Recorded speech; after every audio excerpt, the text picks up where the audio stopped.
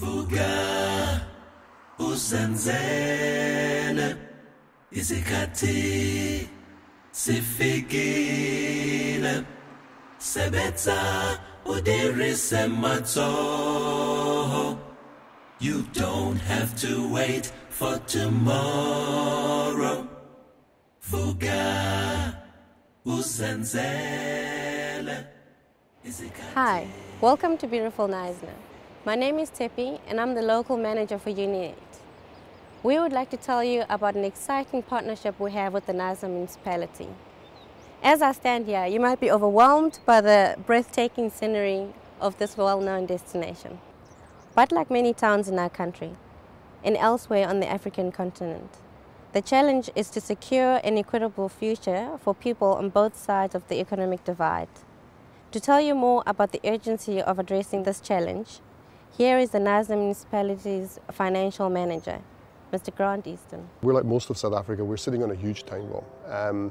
We have probably, at the moment, the demographics will be 20% rich, no middle class, or virtually 5% middle class, and 75% poor.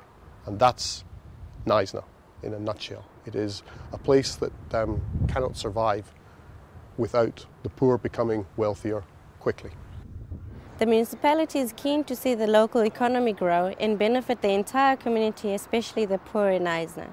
Our community is divided across racial and economic boundaries, and I am really excited to be part of a project that is taking up the challenge to provide equal access to services and opportunities.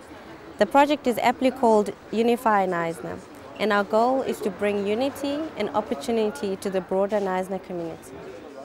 I have here with me David Jarvis, UniNet CEO, who has been at the heart of developing the vision behind the UniFi project. David.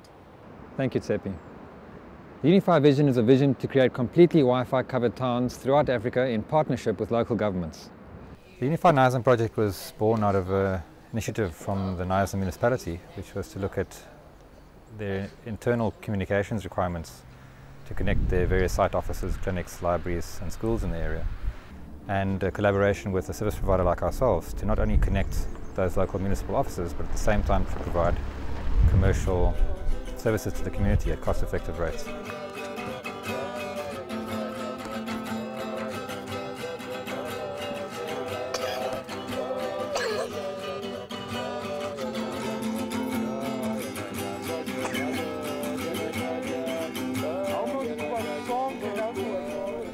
The exciting part about the project is that this is bridging the digital divide in the truest sense of the word.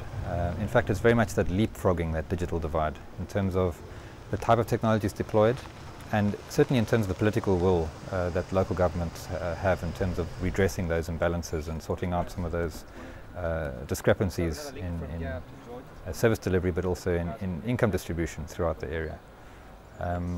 One of the reasons why the project works so well to alleviate those discrepancies is because we're able to offer the same type of service in the developed areas and the underserviced areas at the same cost with the same quality of service. And that allows anyone, anywhere in the community, irrespective of their location, of their economic status, to have access to the same type of local government services and commercial services that are offered now in the Knysna area. The Constitution basically says local government's role is social and economic development. We're not in the business of creating jobs, we're in the business of facilitating. So what we're going to do with the wireless, we will put it up in all of the libraries over town. We're going to have kiosks set up, all the schools are going to be wired up. We're going to use our website so that businesses, small BEE businesses, can start having their own website on our systems.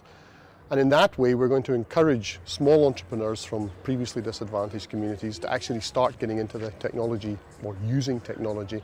So from that side, that's really, it's a catalyst. It can only be a catalyst to allow people access into a market that they've never been in before.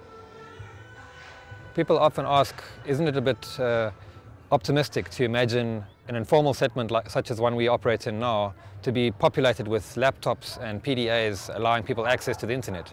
And yes, it is, because those devices really are too expensive to be able to be deployed in this area. However, devices as low as 400 Rand or $50 are allowing not only voice access, but also web access. This device actually has a web interface built in. And the miracle is that although people are going to be buying services or phones because of the voice access and the cost savings around voice, these devices will eventually allow web access as well. And the mobile handset eventually becomes that bridging of the divide in terms of the internet access divide. And that for us we see as a medium-term benefit from rolling out some of these type of devices. Our project rollout in Knysna has been empowered by employing local Knysna individuals, training them up, doing the skills transfer, and allowing those individuals to form the core of our support infrastructure in the town. Employment opportunities are very poor.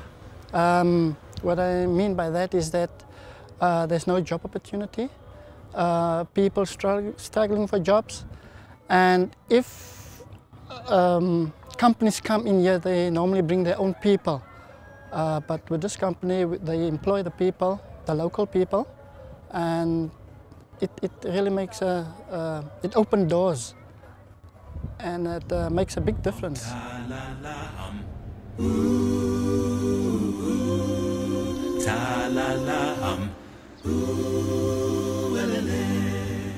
Knysna's key business is tourism, and as a foreign mobile office worker coming into South Africa, a prized destination is a destination where I can not only enjoy all the benefits of a beautiful environment, but at the same time keep contact with my office back home, be able to receive my emails, be able to browse the net, be able to keep up to date with the news items, current items around the world.